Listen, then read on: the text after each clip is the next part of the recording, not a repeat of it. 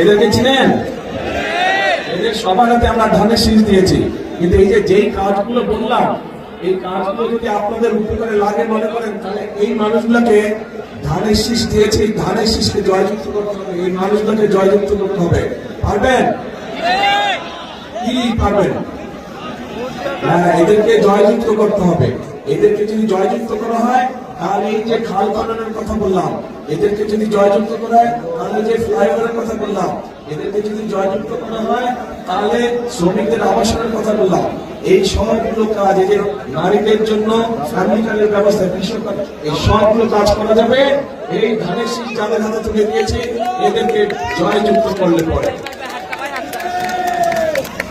কিন্তু এই যে 12 তারিখে বসতে, এই যে 12 তারিখে যে আপনারা যাবেন, কোথায় যাবেন বলেন তো?